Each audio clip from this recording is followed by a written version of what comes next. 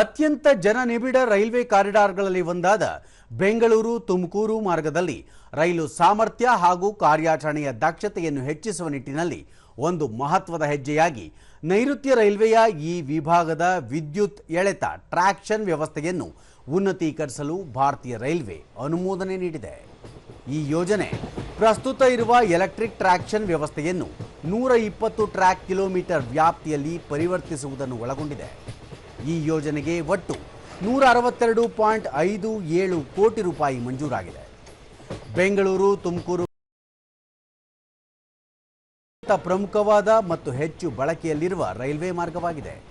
ಇದು ಪುಣೆ, ಹುಬ್ಬಳ್ಳಿ, ಚಿಕ್ಕಜಾಜೂರು, ಬೀರೂರು, ತುಮಕೂರು, ಬೆಂಗಳೂರು, ಸೇಲಂ, ಕನ್ಯಾಕುಮಾರಿ ಕಾರಿಡಾರ್ ಉದ್ದಕ್ಕೂ ಇರುವ ಪ್ರಮುಖ ಆರ್ಥಿಕ ಹಾಗೂ ಕೈಗಾರಿಕಾ ಕೇಂದ್ರಗಳನ್ನು ಸಂಪರ್ಕಿಸುತ್ತದೆ.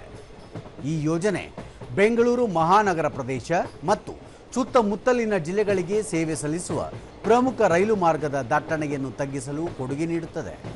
ಜೊತೆಗೆ ಕರ್ನಾಟಕ ಹಾಗೂ ದಕ್ಷಿಣ ಭಾರತದಾದ್ಯಂತ ಪ್ರಯಾಣಿಕ ಮತ್ತು ಸರಕು ಸಾಗಣೆ ರೈಲುಗಳ ಸುಗಮ ಸಂಚಾರಕ್ಕೆ ಬೆಂಬಲ ನೀಡುತ್ತದೆ.